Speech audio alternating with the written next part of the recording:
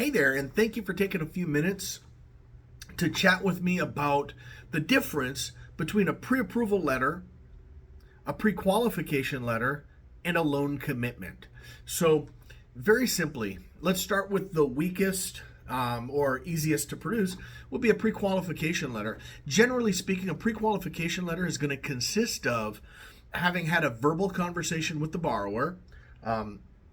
In my world, we call that a PAL, which is personal assets, income, and liabilities. And so having a PAL or a pre-qualification conversation with the borrower, we're going to ask them about their income, we're going to ask them about their assets, we're going to ask them a little bit about their liabilities and credit. With that information, if you could imagine, a decent loan officer should be able to take out their trusty calculator and calculate debt-to-income ratio estimates, obviously based on the verbal information provided by our borrower. Now, if it appears to fall within the guidelines, at that point we can essentially say that borrower is pre-qualified. It was just verbal. A pre-approval, on the other hand, should require us, and I say should because not every loan officer does this, truthfully. I have seen many of my colleagues in this industry take basically pre-approval letters based on a pre-qualification conversation.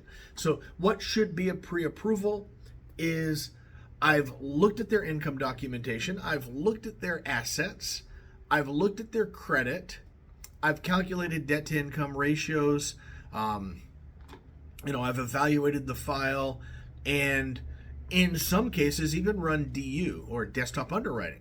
So that's a pre-approval. A loan commitment is essentially all of that information, and the file has been pre-underwritten as a TBD. In other words, we don't have a property yet, but it's been pre-underwritten and evaluated as if it was a loan that was turned in and is in the underwriting queue, in the underwriting system. So a loan commitment is essentially that. It's a commitment to lend. We know as long as nothing changes in the borrower's profile, they don't lose their job or stop paying their bills or something like that, as long as nothing stands out about the property in terms of the appraised value and the proper condition of the property, we know this is going to be a loan and this loan is going to be approved. So big difference from pre-qualification to pre-approval to loan commitment. So obviously, as a realtor, you're going to want a loan commitment as much as possible, as often as possible. And I would argue that if your lender partner is not providing you with loan commitments whenever possible, for you to make valid offers for your clients, if you're not getting that, then maybe we should talk. Have a great day. If you need something, please feel free to call me, 877-696-9690. 877-696-9690.